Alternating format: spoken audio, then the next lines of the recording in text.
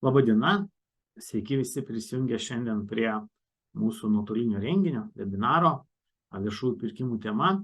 Kaip esame pažįstami, tikriausiai visi, savo advokatų kontoros TGS Baltic viešųjų pirkimų praktikos vadovas ir partneris Karolis Muliukas.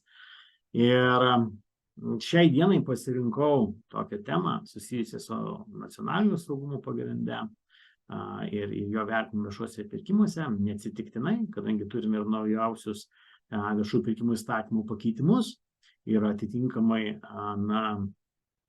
yra ir naujų teismų sprendimų, tai yra tikrai ką turėti omenyje. Ir jeigu taip žiūrėti, tai ta nacionalinio saugumo tema pastaruoju metu ilgą laiką jau sklandanti, ypač jautri šiuo metu politiniai padangiai, ar ne? Ir neretas, kuris netaip dažnai susiduria, tas informacijos srautas pameta, kurgi ta esmė ir kas tai yra tas nacionalinis saugumas, ar ne?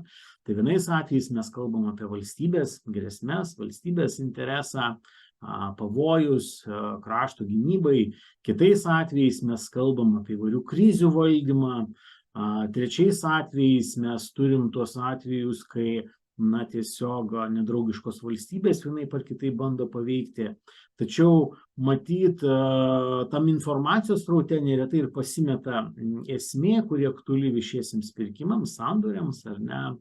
Ir atitinkamai ta terminologija ir politikų ir žurnalistų neretai suklaidinimo, dėl ko, iš tikrųjų, būna ir tos painiavos, nesupratimo, arba tarp institucinio nesusikalbėjimo, kas tik pasunkina dalį ir perkantiesiems subjektams, perkančiosioms organizacijoms ir vykdantiems. Tai jeigu taip jau žiūrėti tą pačią nacionalinio saugumo temą, ji yra tikrai nenauja, ne? Ir ją mes jau turime visą eilę metų. Ir matyt, pradžia sėtina su dar 2018 metų atliktais nacionalinio saugumo užtikrinti svarbių objektų apsaugos įstatymų pakeitimais, kuriuose buvo įtvirtinta sandorių patikra, išplėsti tie kriterijai, apibrėžti dalykai. Ir pagrinde šio minėto įstatymo tikslas ir paskirtis buvo susijusi su investuotojų, užsienio šalių, ne NATO, ne ES šalių peržiūrą kontrolę, su tų investuotojų į strategiškai svarbės įmonės ir strateginės reikšmės subjektus patikrą. Taip pat ties atvejais, kai minėti subjektai planuodavo pradėti veiklą susijusią su Lietuvos svarbiais objektais nacionaliniam saugumui. Tokiu atveju reikėdavo kreiptis į prie vyriausybės veikiančią nacionaliniam saugumui svarbių objektų užtikrinimo apsaugos koordinavimo komisiją. Ir tada buvo atliekamas vertinimas. Tai štai ir matosi ir spaudoj, kad dar 18 metais yra kilę įvairių ginčų, sprendimai priimti dėl vienų ar kitų investuotojų sandorių neatitikties. Tai šioje vietoje reikia tik tai paminėti, kad pati patikra ir pats vertinimas savo požiūriu yra panašus abiem atvejais, tačiau investuotojų atveju labiau tikrinamas pats subjektas, jo naudos gavėjai galutiniai, susijęs asmenys, verslo ryšiais. Kai kalbam apie sandorių patikrą, tai sandorių patikra atliekama pagrinde vertinant ne tik sutarties šalį, investuotojų, jo naudos gavėjai susijusius subjektus, tačiau ir patį sutarties objektą, ar gali būti tos rizikos kažkaip kitaip valdomas. Ir štai matom, kad yra buvę tų atvejų, kai strateginiuose projektuose, infrastruktūriniuose projektuose jų viešųjų pirkimų procedūrų metu būdavo priimami sprendimai, neleidžiant sudaryti viešojo pirkimo sutartį. Tai istorija nėra nauja, vyko, aišku, tos praktikos nėra labai daug. Ir šiandienos kontekste klausimasgi, o kas čia įvyko? Ar ne, kas pasikeitė, kokie čia įstatymų pakeitimai priimti ir įsigaliojo ir kaip mes juos turim taikyti. Ar ne? Tai čia ta karščiausia tema, kurią norėčiau ir paliesti ir pristatyti.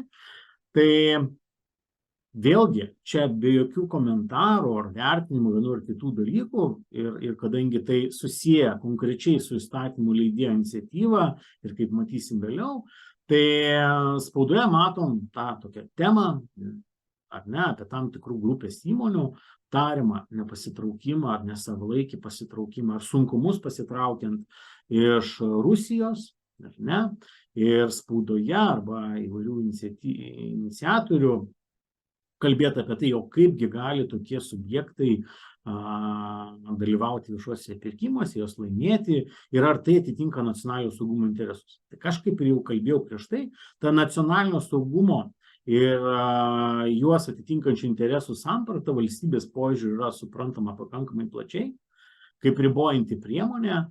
Na ir tema tokia, kad ar tikrai taip gerai, ar taip galima. Ne? Tai šiai dienai ir iki to momento, ar ne, kažkokių tai oficialių vyriausybės sprendimų ar panašiai nebuvo. Ir štai gimė iniciatyva, kurios pagrindu realiai buvo aiškinamajam rašte nurodyta, kad kokiu tikslu yra siūloma tas įstatymų pakeitimas. Tai aiškinamajame raštame pradinio projekto buvo numatyta, kad yra iniciatyvinė grupė Stop prekybai Rusijoje, buvo atlikta analizė Ukrainos nacionalinės korupcijos prevencijos agentūros surinktos gautos informacijos pagrindu, tai čia aš nesiimu vertinti, ar neteisinga, kokia jinai yra ir panašiai. Yra įmonių, kurios tariamai dalyvauja Lietuvos viešuose pirkimuose, tuo tarpu kažkaip susijusios įmonės galimai ar ne, visgi vykdo veiklą Rusijoje. Tai štai įstatymo aiškinamajame rašte buvo aiškiai nurodyta ta vada, priežastis, kokiu pagrindu, dėl ko iniciatoriai pateikė tokį įstatymo projektą. Aišku, reikia atkreipti dėmesį, kad įstatymo projektas, kaip jis buvo formuluojamas, tai jis buvo formuluotas ir pateiktas kaip pašalinimo pagrindų straipsnį atsirandantį papildomą normą ir tų pagrindų išplėtimas. Ne? Tai kas ten buvo numatyta? Tai buvo numatyta tai, jog perkančioji organizacija turėtų šalinti tiekėjo išpirkimo procedūros, jeigu viešo pirkimo dalyvis, fizinis arba juridinis asmuo, įtrauktas į vyriausybės patvirtintą karo rėmėjų sąrašą, pagal tokius kriterijus, kurie nebuvo labai aiškiai sudėlioti įstatymo projekte, bet jeigu jis prisideda netiesiogiai prie Rusijos karinių pajėgumų, veikdamas Rusijoje ir Baltarusijoje, tai čia toks irgi, žinot, tarsi galima daug kritikuoti tą formuluotę pradinę ją ir Seimo atitinkamios struktūros ir nekritikavo, ir dėl to kitokia versija priimta galutinė, bet Rusijos karinių pajėgų prisidėjimas veikimu Baltarusijoje, taip skamba įdomiai, bet pats principas veikia tam tikrose teritorijose, veiklą vykdo, moka mokesčius, prisideda prie propagandos mobilizacijos komandų arba kitaip netiesiogiai skatina karinius pajėgumus ir tokiu būdu kelia grėsmę Lietuvos ir arba partnerių nacionaliniam saugumui. Ne? Tai šitoj vietoje matyt, kuo ar svarbus tas pradinis įstatymo tekstas, jis kažkiek svarbus, nes kaip matysim, dabartinė įstatymų formuluotė ir tos normos nėra labai aiškios, nėra labai tikslios. Tai dėl tos priežasties tikrai ta pradinė versija ir aiškinamasis raštas, jie yra aktualūs ir svarbus. Tai čia kalbama apie tai, kad ta nacionaliniam saugumui ir jo interesams prieštarauja tai, jeigu įmonių grupės arba jų susiję asmenys moka mokesčius Rusijoje, ar ne, komercinės veiklos kaip pasekmė, prisideda kažkaip kitaip prie propagandos, mobilizacijos kanalo ar panašiai, tai tokia propagandinė veikla suprask. Tai va čia šitos dvi dedamosios dalys, netiesioginis prisidėjimas, pasireiškintis tokiomis formomis. Ne? Susiję asmenys yra nuoroda į seną, jau panaikintą verslo apskaitos standartą susiję asmenys. Tai šita formuluotė ir šitos įstatymo normos iš tikrųjų teisinių požiūrių gavo pakankamai aiškios kritikos. Visų pirma dėl to, kad pašalinimo pagrindų sąrašas yra direktyvoje įtvirtintas ir baigtinis, jis negali būti išplečiamas ir keičiamas, tai yra viena. Antra, Klausimas dėl to, jog, ar vyriausybė tikrai sudarinėtų tą sąrašą, ar jinai yra pajėgi ir kas šitai per funkcija. Čia reikia turėti omenyje, kad čia nekalbama apie Lietuvos subjektus. Čia kalbama iš principo apie viso pasaulio įmonės. Tai suprask, turėtų būti, nežinau, kokia administracinė struktūra ir subjektas, kuris iš principo analizuotų arba turėtų tikrinti tą jau mano minėtą aiškinamajame rašte nurodytą Ukrainos šokį sąrašą realiai ir ar jis tebe aktualus, kokiu pagrindu tai nustatyta ar panašiai. Tai šita norma, ar ne, šitos toks projekto variantas susilaukė kritikos, nors pati idėja politiškai ir gal valstybės požiūrių vertybiškai ir per nacionalinio saugumo interesų prizmę yra ir prasminga, ir teisinga. Tai tuo būdu, įstatymo projektas buvo koreguotas ir, priimta norma, kuri numato, kad tiekėjas, šalinamas iš pirkimo procedūros, jeigu tiekėjas, jo subtiekėjas, ūkio subjektas, kurio pajėgumais remiasi, vykdo veiklą vyriausybės patvirtintame nedraugiškų valstybių ir teritorijų sąraše, kurį ir dabar perkančios organizacijos taiko, vykdydamos vienas ar kitas pirkimo procedūras, ar ne? Tai čia tas sąrašas, kuris kalba, kuris yra susijęs su nedraugiškomis šalimis, bet ne su produkcijos sąrašu ar ne įtraukiančiu Kiniją.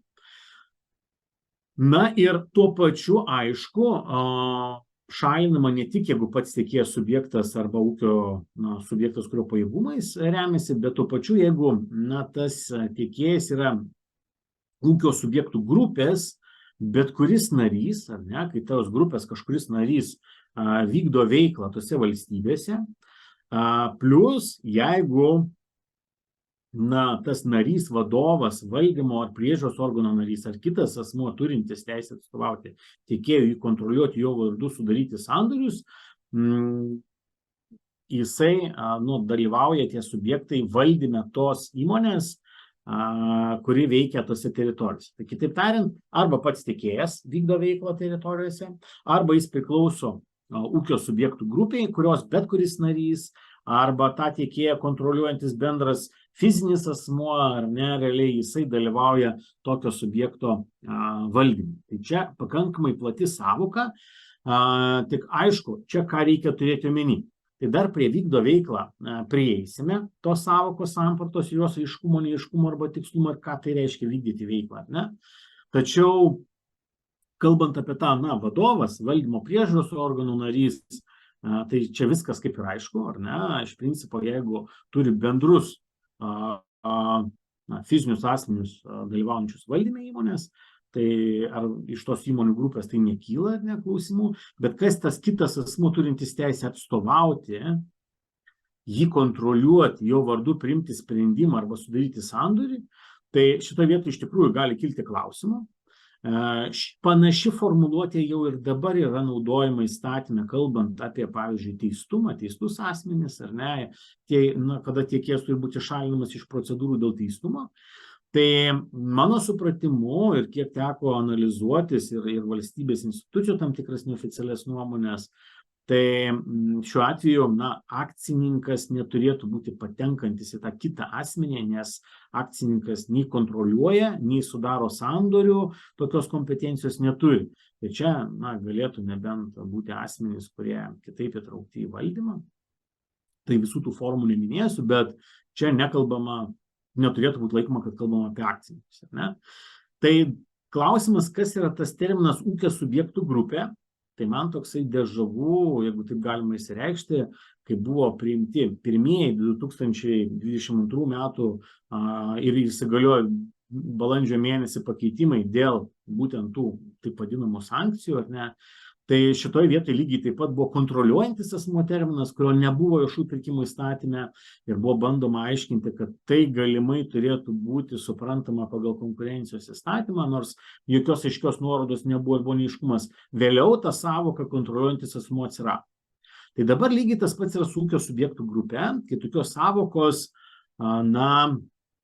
nėra įstatyme. Klausimas, kas to turėtų omenyje. Ar čia turėtų omenyje, kad ūkio subjektų ta tiekėjų grupė ar ne konsorciumas jungtinės veiklos pagrindų dalyvauja? Tai jeigu taip turėtų omenyje, tai čia per daug siaura ir neturi jokio tikslų. Jeigu turėtų, kad tai yra įmonių grupė, įmonių teisės prasme, tai čia reikia irgi sakyti, kad tas ūkio subjektų grupė kaip terminas, jis vėlgi nėra taip aiškiai numatytas ir pavyzdžiui, konkurencijos įstatymė yra toks terminas susijusių ūkio subjektų grupė. Ne? Bet tas terminas yra visų pirma susijusių, jis yra siejamas su kontrolės sąvoka konkurencijos teisės prasme. Ne visada įmonės, kuriuose yra akcijų ar panašiai, yra laikomos susijusios įmonės koncentracijos požiūriu, kuriuose įgyvendinama ta kontrolė, ar ne. Tai šitoj vietoj klausimas, ar tikrai tas turėtų omenyje. Iš aiškinamojo rašto to nematyti. Yra atitinkamai akcinių bendrovių įstatyme kalbama apie tokį kaip terminą grupė, ar ne, kai yra kalbama apie bendrovę arba jos dukterinės bendrovės, bet tai vėl atitinkamai klausimas, ar čia tikrai tas turėtų omenyje ar ne, nes neretai tas nacionalinio saugumo vertinimas yra daug plačiau. Tai, mano supratimu, yra tam tikras neaiškumas dėl šitos sąvokos ūkio subjektų grupė ir kokias įmonės reiktų priskirti ūkio subjektų grupiai pagal dabartinį šitą įstatymo punktą. Ir atitinkamai, matyt, nenustepčiau, jeigu praktikoje kilus klausimams reikės dar atlikti šito straipsnio įstatymo pakeitimą, papildymą. Dabar kalbant apie tą sąvoką vykdo veiklą, kurios irgi, kas tai yra tas veiklos vykdymas, ne, tarkim, ar tai yra, pavyzdžiui, reikia būti įsisteigus, turėti filialą, juridinį asmenį kažkokią ir atstovybę, ar užtenka gal tik tai prekybą vykdyti, sakykime, o kaip tada su, pavyzdžiui, kokiom nors franšizės, ne, sutiktomis franšizėmis, kur tu tiesiog suteiki teisę vykdyti komercinį veiklą, gauni pajamas tam subjektui, o tai čia vykdo veiklą ar nevykdo veiklą, ne? Tai matyt, reikia irgi turėti omenyje, kad, vėlgi, kur tą atspirties taško ieškoti, jeigu taip, bandyti paaiškinti, kas tai galėtų būti, arba kas tai priskirti. Tai vienas atskaitos taškas yra jau mano minėta ta pradinė įstatymo formuluotė, kur tarsi buvo tam tikri požymiai sudėlioti, kas yra nepriimtina nacionalinio saugumo interesų požiūriu, ar ne. Kitas dalykas, aišku, yra aiškinamasis raštas, kuriame pateikiamos tam tikros nuostatos, kurios vėlgi, sieja su supratimu, kasgi čia nepriimtina. Ne? Tai pavyzdžiui, aiškinant įstatymų priėmimo prielaidas, kalbama, kad dalis Lietuvos užsienio verslų nėra pasitraukę iš Rusijos arba Baltarusijos rinkos. Ne? Ir tai gali būti vertinama kaip grėsmė nacionaliniam saugumui. Tai ką reiškia nepasitraukti iš rinkos? Tai iš principo, prekyba. Tai prekybos požiūriu, ar ne, tai nebūtina būti įsisteigus. Jeigu taip jau žiūrėti, tai ar čia tas turėtų omeny? Klausimas, bet aišku, aiškinamajame rašte, žiūrint įstatymų leidėjo to tikslų požiūrių, vieną turim atspirties tašką.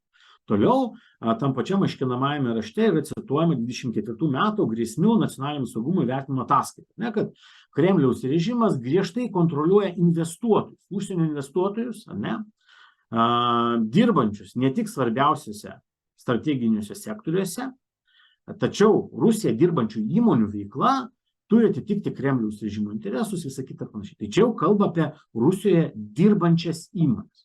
Ne, vienur kalbama rinka, kitur dirbančios įmonės, kas ta dirbanti įmonė, tai, čia toks vėlgi buitiškai įsireikštas tas terminas, bet, man susidaro įspūdis, kad čia turima įmonė, kai yra įsteigti juridiniai vienetai, juridinės arba įmonės, arba atstovybės, arba filialai kažkokie, tai, ne, toliau įstatymo projektas parengtas siekiant identifikuoti Lietuvos užsienio verslus, ne, kurie be kita ko, ne tik tai netiesiogiai mokėdami mokesčius ir panašiai, prisideda prie to, sakykime, režimo veiklos, tai vėlgi mokesčiai, klausimas, ar ta veikla vykdoma vienokia ar kitokia forma pasireiškia mokesčių mokėjimų Rusijoje, ar ne.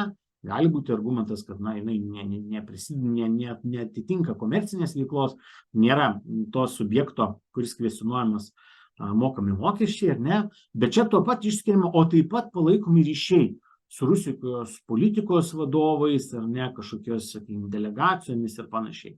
Tai štai aiškinamajame rašte mes turime tokį platesnį supratimą arba apibrėžimą, kas ta veikla, kuri yra nepriimtina nacionalinio saugumo požiūriu. Ir jeigu taip jau žiūrėti,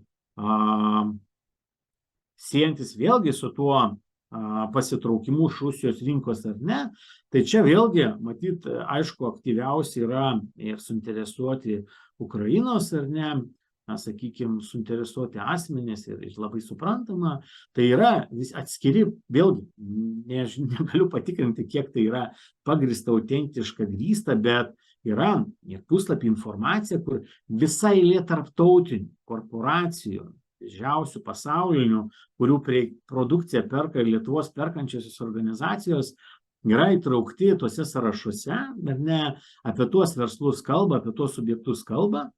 Yra nurodomos kažkokios metodikos, kurių pagrindų kaip ir kas vertinta, kaip sudaromi tie sąrašai.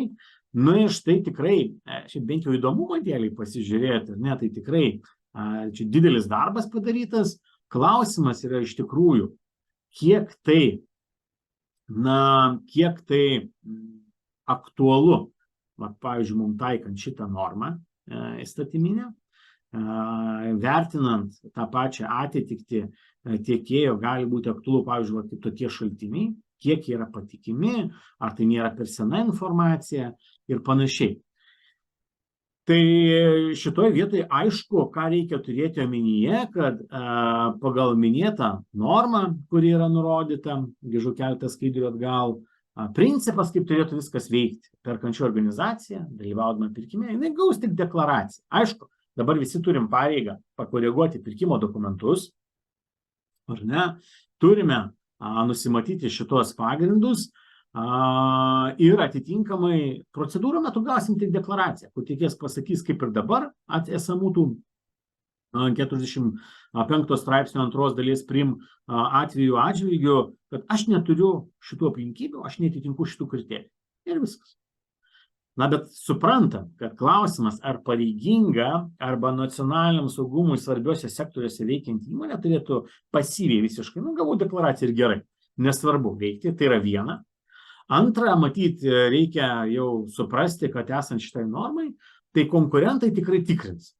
Konkurentai tikrai žiūrės ir gausit raštus, gausit pretenzijas, jeigu ir kai kažkas galėtų būti priskirtas būtent tiem subjektam veikiantiems Rusijos, Baltarusijos ar kitose tose nedraugiškose valstybėse teritorijose subjektams, vykdantiems tą komercinę veiklą.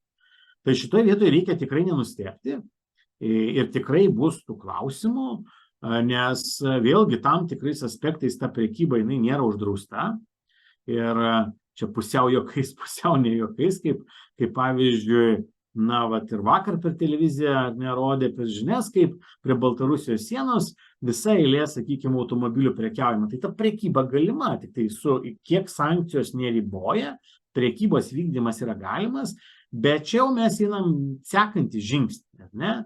Kai kalbam, kad net jeigu tai nėra sankcionuota veikla, bet yra vykdoma veikla, jinai yra nepriimtina valstybės požiūriu, kad dar iš valstybės mes finansuojam tokius subjektus. Tai šitoje vietoje iš tikrųjų tikrai bus tų iššūkių ir tikrai natūralu, kad perkančiosios organizacijos turės vertinti. Pirma, ar vykdoma veikla, ar tai galima laikyti veikla, ar tai yra patikimi tie duomenys. Antra, ar tie nurodomi, pavyzdžiui, kitų tiekėjų, ar ne, asmenys gali būti laikomi tai susijusiais atitinkančiais apibrėžtus tuos kriterijus. Na ir natūralu, kad kilus abejonių, perkančio organizacija turi visada teisę kreiptis ir pareigą, aš sakyčiau, į tiekėją patį, kad jis paaiškintų. Tai čia tik tai, būna tikrai tokiu atveju, pavyzdžiui, turėjo susidūrę, kai yra nurodoma, kad štai tas pats vardas, pavadinimas įmonės, jis veiklą vykdo Rusijoje.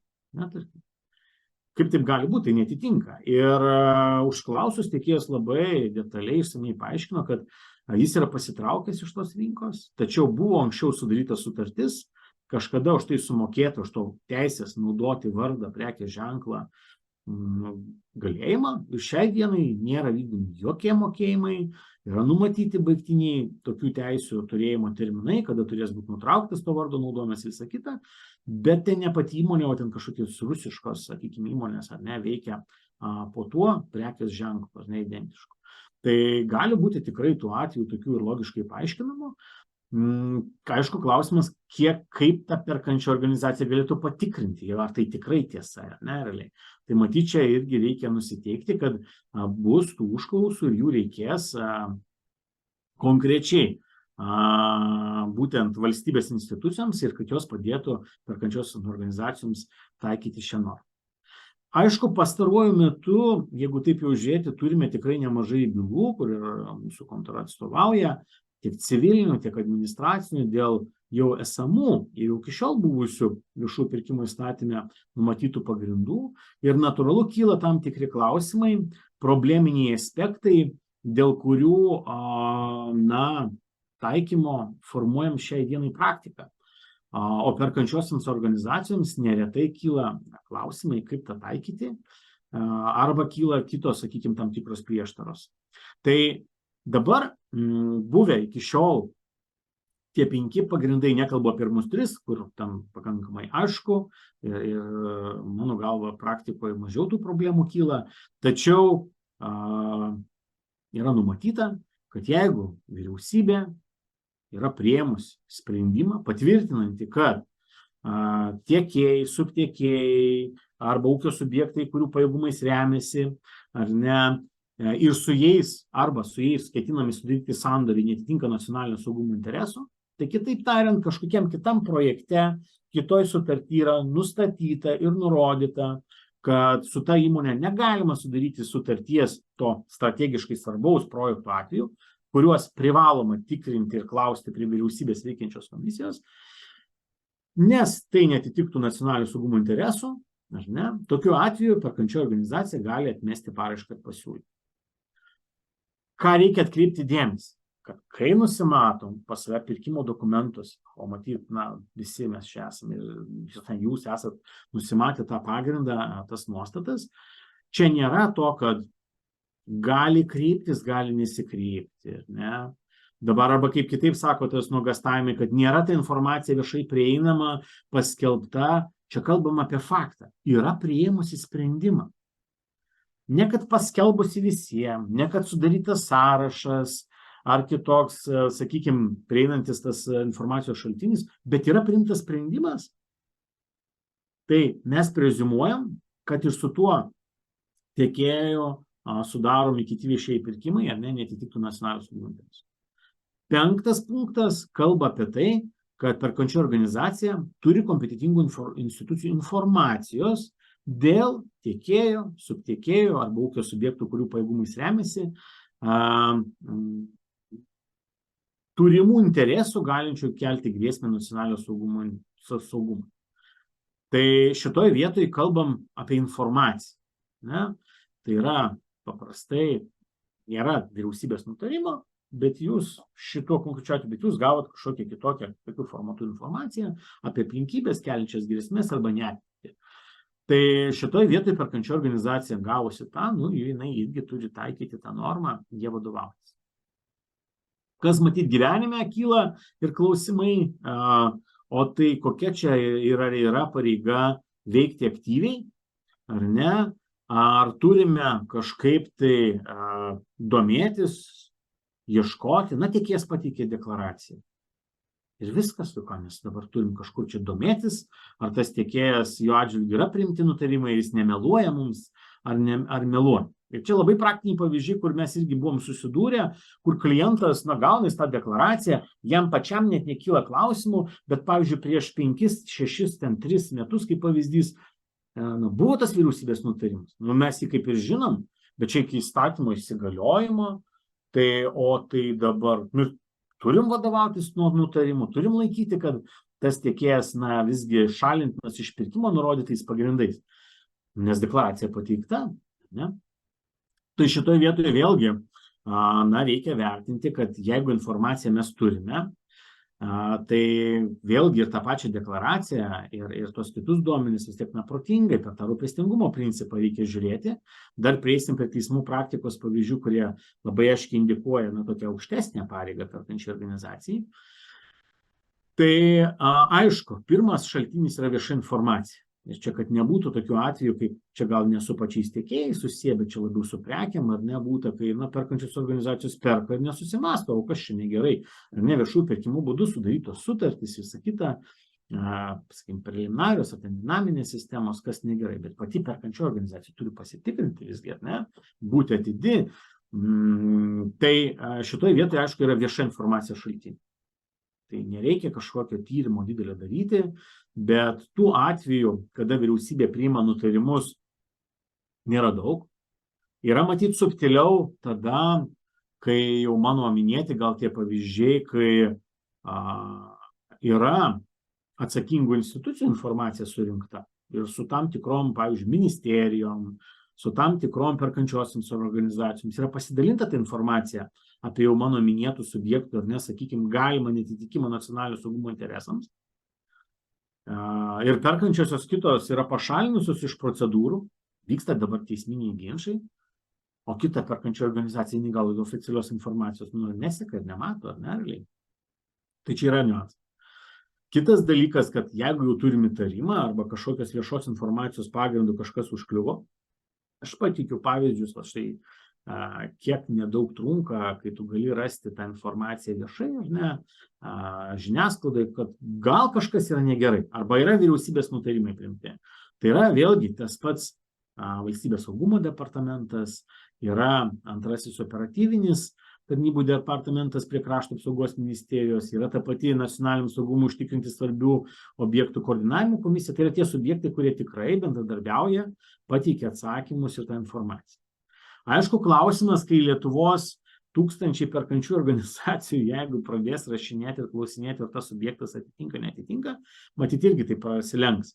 Tačiau dėl tam tikrų viešai prieinamos informacijos subjektų, jeigu jums kyla abejonių, ar ta pateikta deklaracija melaginga ar ne, tai tikrai galima užsiklausti.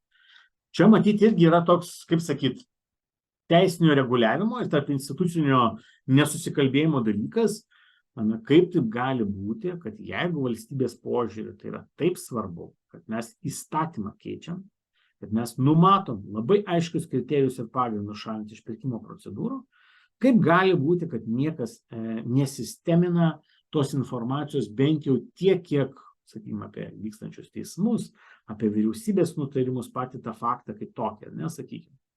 Tai čia, nebūtina tas sąrašas oficialus, kad jisai būtų, bet iš tikrųjų tai pagelbėtų ir čia, galbūt ilgainiui už tą nacionalinio saugumo atsakingos institucijos susipras, ar ne, ta informacija kažkokia sistematiškesnė atsiras.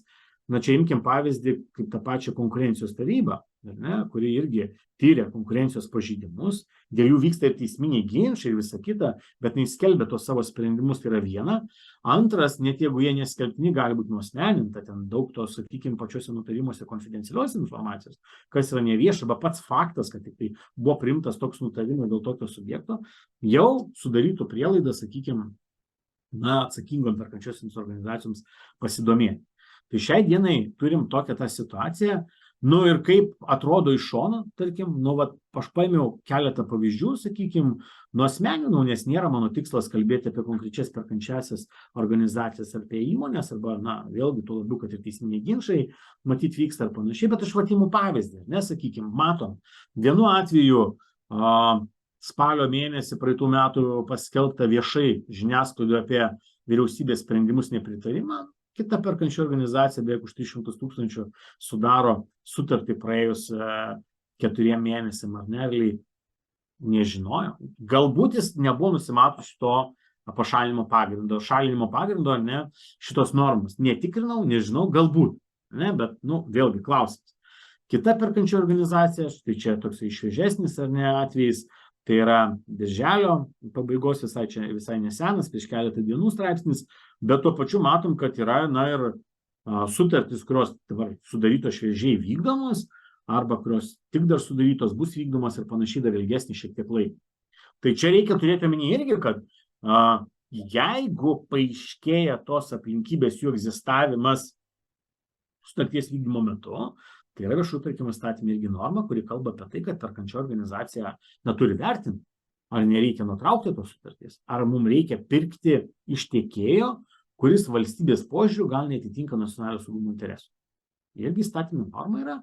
Tai gali perkančioji organizacija įsivertinti, kad galbūt tai bus žalinga, jinai patirs žalą, galbūt tą konkrečiu atveju nebus sukeliamos kažkokios esminės rizikos, arba gal tikrai viešųjų pirkimų dokumentuose nebuvo numatytas tas šalinimo pagrindas.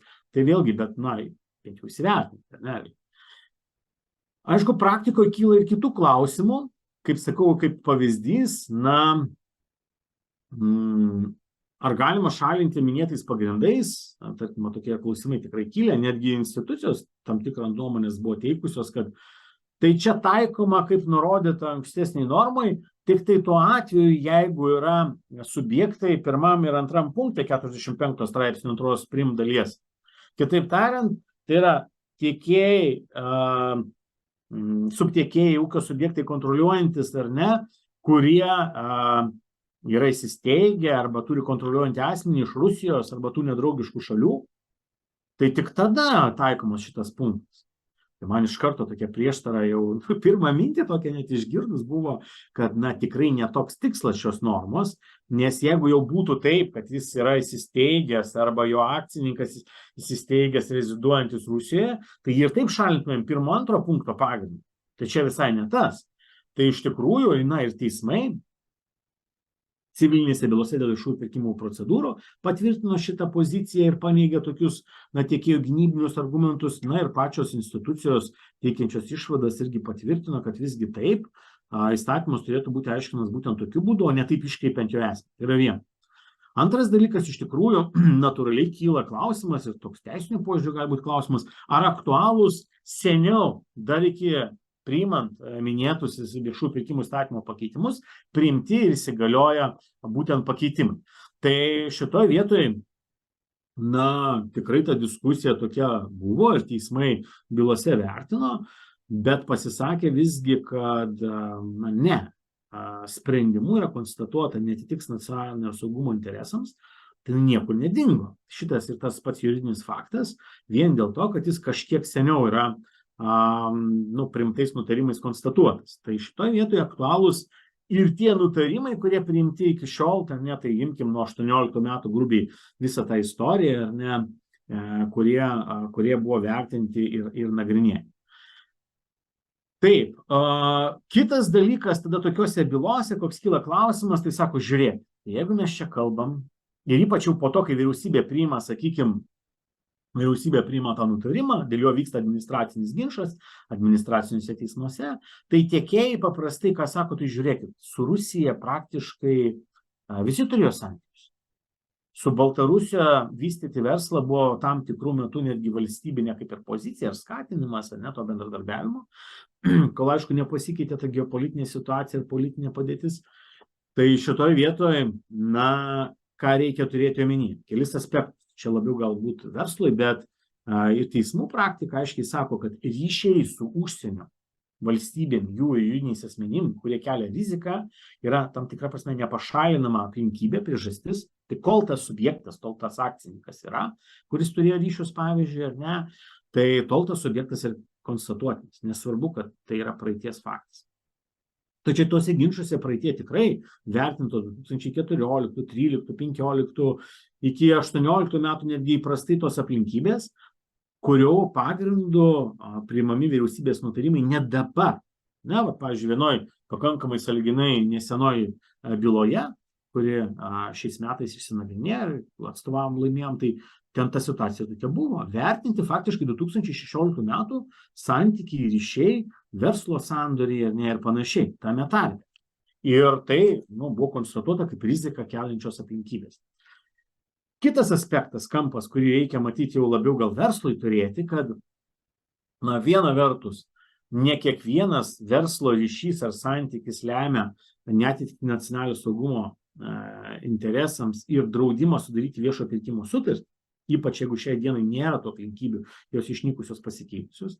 Tačiau ir pastarojo metų tos politinės situacijos, ypač jeigu yra siekiama dalyvauti valstybei strateginiuose projektuose, strateginėse veiklos srityse, ar ne, tai ta patikra jinai atliekama ir jinai daug griežtesnių, aukštesnių lygių, tai netgi, sakau, čia paradoksais, bet net visuomeniai gerbimi asmenys gali gauti klausimų ir reikia labai aiškiai pasiaiškinti, ar tikrai tai nekelia problemų, pavyzdžiui, santykiai su Kinijos, ar buvę su Baltarusijos subjektais dėl pavojaus nacionalinio saugumo interesų. Kitaip tariant, argumentas, kuris bylose tokios yra keliamas, kad ilgą laiką sudarinėjom sutartis, niekam neužkliuvo, jokio pavojaus nesukėlėm, administraciniai teismai rodo, kad tai nereiškia, kad jeigu tu norėsi vykdyti strategiškai svarbų projektą, tai nepasakys, kad tu negali, nes visgi tai netitinka nacionalinio saugumo interesų.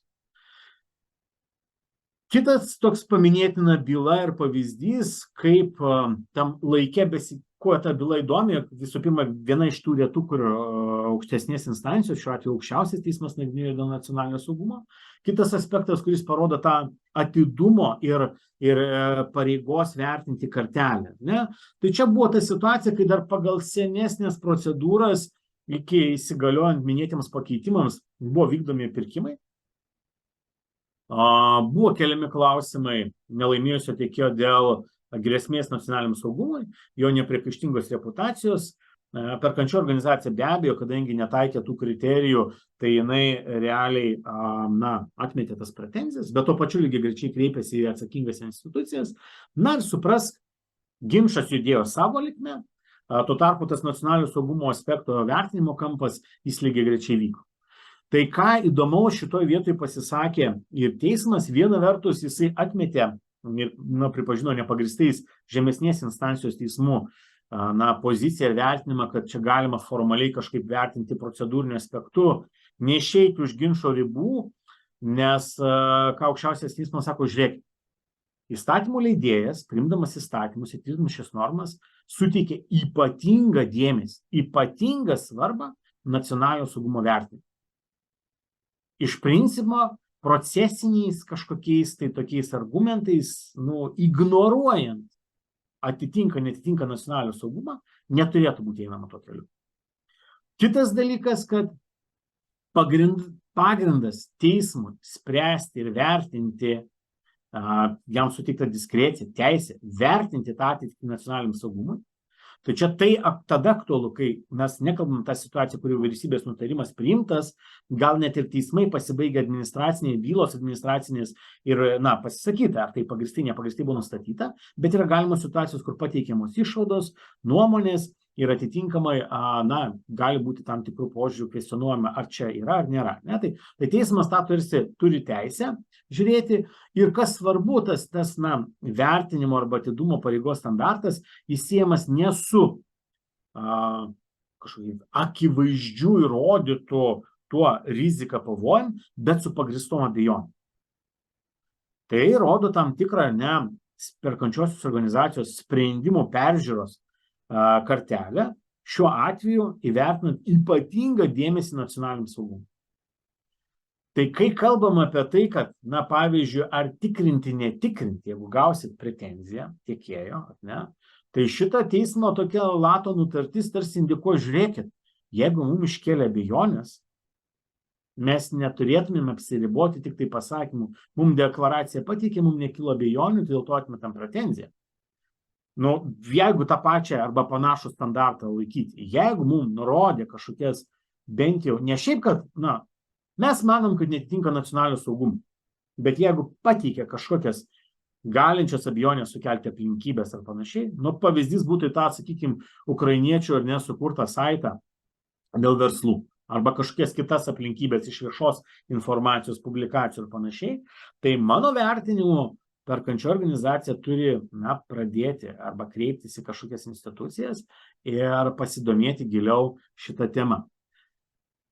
Vėlgi, kaip ir sakiau, kalbant apie tą teismų praktiką, yra ir šviežesnių bylų dėl nacionalinio saugumo, jau matėte iš publikacijų, tų mano įrodytų ištraukų susijusių su viešaisiais pirkimais. Be abejo, tos bylos nėra viešos, ne visos viešos, kai kurios yra žemiausios instancijos, ne pirmos instancijos, tai šitoje vietoje vėlgi, bet ta praktika yra, mes esam ne vienoje jų atstovavę, tai dėl to tikrai, yra nuo ko atsispirti, priimant vienokius ir kitokius sprendimus.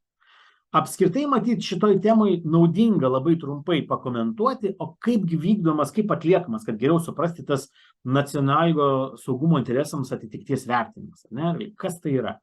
Tai šitoj vietoje nacionaliniam saugumui užtikrinti svarbių objektų apsaugos įstatymai yra 11 straipsnis toksai, kuris nurodo kriterijus, ne, kuriais remiantis gali būti sprendžiama. Principas procedūriškai tai yra komisija kreipiasi į visą ratą subjektų, kaip pavyzdys, nuo užsienio reikalų ministerijos iki to VSDR, FNTT, STT ir kitų realiai ir prašo pateikti informaciją apie tos subjektus. Informacija yra renkama ne tik apie patį tiekėją, kaip viešo pirkimo procedūrų metu, tarkim, ir jo akcininką, tarkim, bet ir susijusius asmenys, jų verslo sandorius, dalyvavimą. Labai platus spektras informacijos yra surenkamas. Ir tada sprendžiam, ar tas subjektas, jo galutinis naudos gavėjas, tas jo interesų ratas, turi dabar arba praeityje turėjo, čia svarbus tas praeityje, ne, kur mes nevertinam, ar tebėra tas santykis, ne, bet praeityje tu jį turėjai. Didinančių riziką arba keliančią grėsmę nacionaliniam saugumui aplinkybių ryšių. Tai dabar, kalbant apie tuos jau detalesnius kriterijus, tai ta rizika keliančių pagrindų gali būti, pavyzdžiui, ryšiai su užsienio valstybių institucijoms, fiziniais arba juridiniais asmenimis. Kaip čia supras, sakysim, tai čia bet koks verslas turi tų santykių. Taip, tai čia yra vertinamasis aspektas, kad jeigu jūs turite su užsienio fiziniais juridiniais asmenim, ir tai gali grėsti ne dėl to, kad tu turi tiesiog santykių, bet tų subjektų verslo pobūdis, nusikalstamumas, ryšys su, sakykime, ten, pavyzdžiui, Kremliaus aplinka ar ne, politikais nedraugiškų valstybių ir panašiai, tai šitoje vietoje jau galima taikyti remtis šitą normą. Toliau gali būti sąsajos su įvairiom organizuotom grupuotėm, užsienio valstybių specialiosiam tarnybom, ne, arba jais palaikančiamis asmenimis. Tai čia yra pakankamai platu. Nebūtina, kad pats tiekėjas arba jo akcininkas ten dalyvauja. Jis turi santykį su subjektais, o jau jie ten dalyvauja. Ne? Tai čia vėlgi, teoriškai, kaip tose bylose ir ginasi, tai mes nežinom, nepažįstam, mes tik tai ten kažkur dalyvavom, bet gali būti įvardinta kaip rizika kelianti aplinkybė. Ne? Toliau atskiras argumentas yra, jeigu arba pripažintas kaltu dėl baudžiamųjų nusikaltimų, ar ne? Tai yra dėl labai sunkaus ir apysunkio nusikaltimo, tai čia pagal analogiją žiūrim baudžiamąjį kodeksą ir esamą nusikaltimų klasifikaciją, arba yra pradėtas baudžiamasis persekiojimas. Tai, pavyzdžiui, yra bylų dėl nacionalinio saugumo, kur konstatuota, kad vien, pavyzdžiui, korupcinės bylos iškėlimas, ar ne, ir nagrinėjimas jau yra pagrindas taikyti šitą punktą ir laikyti, kad toks subjektas, jeigu jo akcininkų arba vadovui esamam ar kitiems subjektams susijusiam yra iškeliama tokia byla, tai nebetitinka nacionalinio saugumo interesų arba kelia rizikas. Yra ir kiti pagrindai konstatuoti to investuotojų netitikimą, tokie kaip nebendradarbiavimas, informacijos netikimas ir panašiai.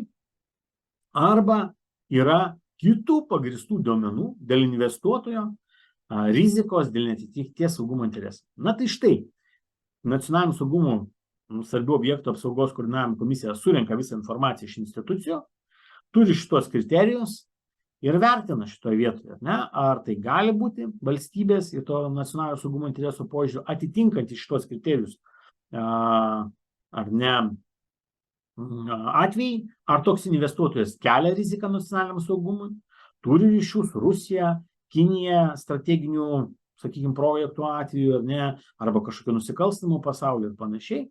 Na ir atitinkamai tada priima sprendimą ar toks investuotojas atitinka nacionalinio saugumo interesus, kelia riziką, bet galbūt galima ją kažkaip suvaldyti, arba netitinka nacionalinio saugumo interesų.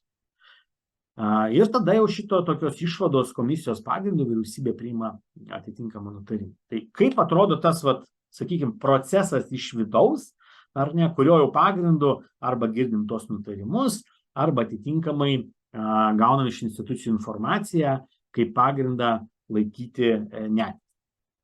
Tai šiandien aš numačiau tiek apie tą nacionalinį saugumą, tikiu, kad tikrai gali būti klausimų, ypač dėl naujų normų taikymo, jų įsitvirtinimo pirkimo dokumentuose ir panašiai, tai tikrai kontaktus paliksim, turim, rašykit, galim tikrai padiskutuoti. Šiai dienai, matyt, dėl renginio formato trukmės nespėsim, tačiau aš dar pabaigai tokią vyšnią ant torto, tam penktadienį karštam dar norėjau prieš vasarą ir pamastymui, grįžim jau matyt rudenį su detalesniais ir išsamesniais renginiais. Tai yra visgi turėti omeny, kad atsiranda dar viena nauja tema ir reikės galvoti, kaip mes pirksim projektavimą statybos darbus ir kokie bus pokyčiai, ar ne šitoj srityje.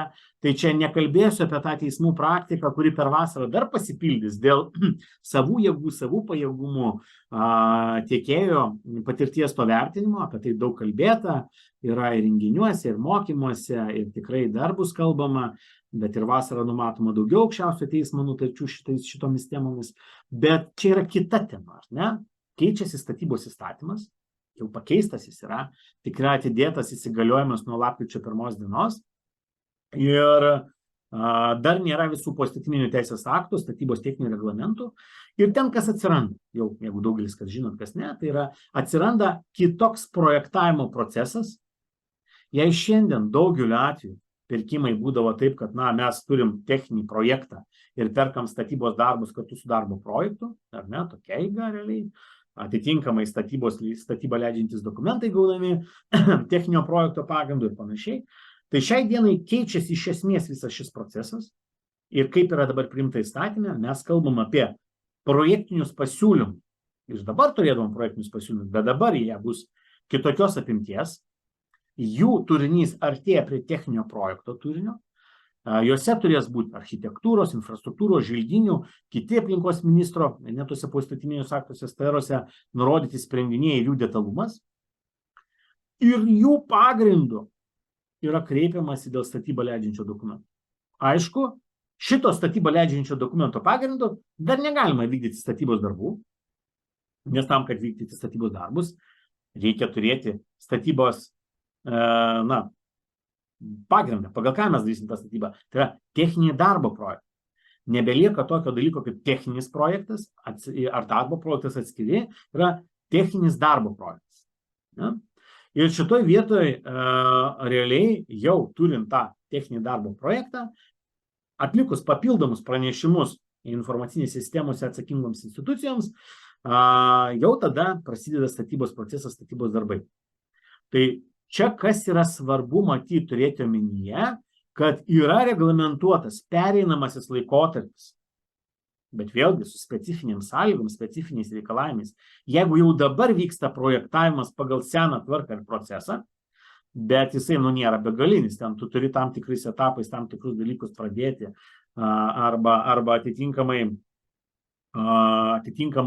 parengti, tai neįsiu tas detalės, nes, kaip ir sakau, dar poįstatyminiai teisės aktai rengiami, tačiau vėlgi reikia žiūrėti, ar mes šiandien dieną jau planuojam skelbti, pavyzdžiui, pirkimą dėl projektavimo ir nežinom ką ir kaip kada darysim, ar jau mes turim tą pradėtą procesą ir ar teisės aktų pakeitimai nedaro mums įtakos, reikia įsivertinti. Bet jeigu net ir perspektyvą žiūrint numatomus projektus, planuojant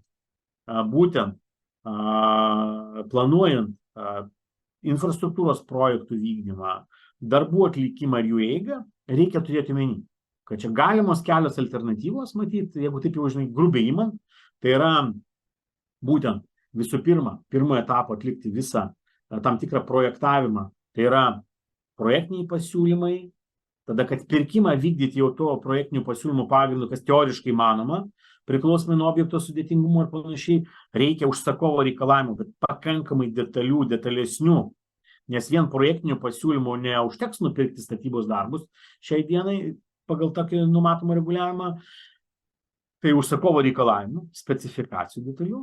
Ir tada jau perkam statybos darbus kartu su techninio darbo projektų rengimu. Kur rangovas pasima subrangovų, subtiekėjų projektuotoją ir jis rengia statybos, tą būtent techninį darbo projektą. Aišku, čia yra klausimas tema, ar bus ir kaip bus reglamentuojamas santykis su pirkimo skaidymui dalimis, nes šiai dienai, tą, ką mes turim šiai dienai, tai mes labai turim aiškiai indikaciją, kad įprastai projektavimas nuo statybos darbų turi būti atskiriamas, nebent pagrindžiam, kodėl, kaip ir kas. Kita dalis šitoje vietoje tai yra autorių teisės, autorių turtinės teisės ir neturtinės teisės. Kartais neturtinės teisės dar yra svarbiau. Tai yra, jeigu vienas subjektas parengs architektūrinę dalį, sprendinius, kas yra autorių teisų objektas, o tai kažkas kitas ateis projektuoti, turės būti gauti sutikimai. Vėlgi, ir čia aišku, autorių turtinės teisės yra viena, bet čia reikia turėti omeny ir kitą dalyką, kad jeigu jau projektiniuose pasiūlymuose yra pakankamai detalūs, sakykime, tam tikri architektūriniai sprendiniai kaip autorių teisų objektas, tai nereiškia, kad būsimas kitas rengėjas, net jeigu ir gauna sutikimą, gali išdarkyti, keisti to kūrinio esmę, be sutikimo, ar ne, nepažeisti to neturtinių teisų ir panašiai. Čia atsiranda tam tikri sudėtingesni procesai ir dalykai. Tai vėlgi, kaip ir sakau, klausimas, kiek tai dėrės su viešaisiais pirkimais, į viešų pirkimų įstatymų ir kiek suvaldyti pavyks išvengti konfliktinių situacijų dėl turtinių teisų. Kita alternatyva, kitas variantas, kuris yra galimas, tai yra galimas variantas, kai visų pirma, pirmas projektavimo etapas, tai yra projektiniai pasiūlymai, statybą leidžiantis dokumentas. Antras etapas, tada jau parengiamas pilnas techninis darbo projektas, tada jau perkami tik statybos darbai. Aišku, čia vėlgi kitas iššūkis, kur vėlgi, neretai, kaip ir mes žinom praktikoje, to darbo projekto rengime dalyvauja, prisideda kažkiek ir būtent rangovai su savo sprendiniais, medžiagom, kitais dalykais ir panašiai, kur tas darbo projekte būdavo ta detalizacija daug detalesnė ar ne, jau artima arba ta pati faktiniams statybos darbams. Dabar kaip tas projektuotojas, ar ne, jeigu jam neužtenka patirties ar dar kažkas ar panašiai, ir išvengdamas interesų konflikto, vėlgi, interesų konflikto tema irgi aktuali, nes šitoje vietoje vėlgi toks, savo esmę subjektas, kuris rengia techninį darbo projektą, jis tuo pačiu rengia pirkimo dokumentus plačiai prasme, jis turi išvengti ir interesų konflikto, kiek jis pajėgus bus parengti tą vienas. Realiai praktika, matyt, nusistovės, nekalbu, aišku, be abejo, kad turi kompetencijas, bet neretai tas indėlis. Vėlesnis procesas, kuris atsiranda, koregavimas. Ir čia irgi yra čia yra kelios problemas. Viena problema tai yra, kad vėlgi yra teismų praktikos dėl ES struktūrinių fondų finansinių korekcijų, kai techniniam projekte yra tam tikri sprendiniai per detalus, per smulkus, dėl kurių kyla klausimai, ar nepažeidžiamas viešųjų pirkimų įstatymas. Tai šitoj vietoj ta rizika, kai rengiamas techninis darbo projektas, dar didėja, tai čia jau reikia perkančiai organizacijai, kuri techninio darbo projekto pagrindu pirks statybos darbus, tą sukontroliuoti, užtikrinti nuo sutartyje esančių nuostatų iki patikrinimo realiai, nes kaip pavyzdžiui, argumentas, kad ekspertizė ekspertavo techninį projektą ir konstatavo atitikimą teisės aktams, nebuvo pakankamas argumentams teismams, vertinant viešų pirkimų įstatymo pažeidimų. Tai šitoje vietoje, aišku, tai yra vienas iš tų iššūkių, to techninio darbo projekto detalumas ir tinkamumas, ar ne? Kitas aspektas yra tas, kad, vėlgi parengus techninį darbo projektą, nupirkusio pagrindų statybos darbus, klausimas, o gali rangovas ateiti ir sakyti, aš norėčiau pakeisti dabar techninį darbo projektą. Kitaip daryti tos darbus, kitokias medžiagas naudoti, ir siūlyčiau taip ir taip. Ne? Tai jau čia klausimas, ką numato ir ką skelbia viešojo pirkimo sutartis. Ir čia turim tokių ginčų, tam tikrų nesutarimų, tais atvejais, kai ir teismuose buvę, bet priklausomai nuo situacijos, kritikuojamos tos normos, kaip leidžiančios ar neleidžiančios būtent neleidžiančios arba neleidžiančios, sakykime, keisti sutarties kaip nepakankamai detalius, aš turiu minį viešų pirkimų įstatymų 109 straipsnio 1 dalies 1 punktą. Taip tariant, o nėra aiškiai numatyta, kad būtent tą dėl tokios priežasties tokia apimti galima keisti. Nerviai. Tai šitoj vietoje, gali būti šitų klausimų diskusijų. Jie labiau tikėtini, jeigu yra nesutarimai su rangovu, arba norint atsisakyti darbų ar panašiai. Bet aišku, yra tokių pavyzdžių, kur, nekeičiant paties, neatsisakant darbo, o keičiant tik tai technologiją, darbo atlikimo būdą ir visą kitą, ir tai nusimačius sutartyje, yra atliekami tie keitimai, jau esamo parengto techninio darbo projekto. Be abejo, trečia grupė tai yra klaidos projekte ir netitikimai, tačiau šitoje vietoje vėlgi su tom klaidom yra toks niuansas, kad retas projektuotojas, jisai nori prisimti atsakomybę, pripažinti tas klaidas. Tai neretai reikia trečių asmenų ir ekspertų tam, kad galima būtų tą įsivertinti. Tai štai, kas mūsų laukia nuo lapkričio 1 dienos, tai yra viena. Antra, ką per šitą vasarą reikia pagalvoti tose projektuose, kur jau vyksta tas procesas ir ar mes spėjame tą traukinį, ar nėra poreikio keisti esamas sutartis, kitaip planuoti, sakykime, ar ne tų procesų, ypač apie tai, kad turi būti prasidėjęs projektavimas, tam tikri veiksmai atlikti galimai iki lapkričio to mėnesio, kad galima būtų judėti senesnė tvarka. Aišku, čia yra toks niuansėlis, kad dar kol kas statybos techninio reglamento nėra, yra tik statybos įstatymas numatantis tos pokyčius. Galbūt bus nukeltas tas terminas, galbūt atsiras kažkokių kitų nuostatų išaiškinimo, bet šiai dienai iš tikrųjų turim tą tokią situaciją ir pakankamai svarbią aplinkybę. Ir visai paskutinis yra dar tokio statybos įstatymė parinkau, yra daug pakeitimų, bet pabaigai tokį vieną, kad kai statyba vykdoma rangos būdu, privaloma paskirti vieną visų statinių statybą atsakingą rangovą, kuris turi atlikti šiame įstatyme numatytus atitikti kvalifikacinius reikalavimus ir vykdyti rangovo pareigas. Jeigu statybos rangos sutartyje nenumatyta kitaip, rangovas savo prievolėms pasitelkti kitus rangovus subrangovų. Tai kitaip tariant, pareiga paskirti generalinį rangovą. Šita nuostata yra tokia tam tikra specifinė ir kuo jinai yra, sakykime, specifinė. Viena vertus, viešuose pirkimuose, kai sudarom sutartį vieną dėl viso objekto, ir taip tas yra atsakingas partneris, ar ne, realiai, arba tas rangovas, kuris pasitelkia subrangovus, tai čia tarsi tą uždengti. Yra ta nuostata įdomi dėl atitikti kvalifikacinius reikalavimus, jis turi atitikti. Tai klausimas, kaip dėrės ir ką tai reiškia santykėje su teisė remtis pajėgumais, kvalifikacija, ar gali būti taip, kad tas generalinis rangovas turintis pats atitikti, netitinka, remiasi pajėgumais ir tai atitinka šią įstatymų normą, vienas klausimas. Tai mano galva vėlgi viešų pirkimų direktyvinės tos normos jos neturi būti paneigtos. Kita vertus, tais atvejais, kai statybos tam projekte, infrastruktūriniam projekte veikia keli rangovai, o tokia situacija yra galima, kai perkančioji organizacija turi kelias sutartis.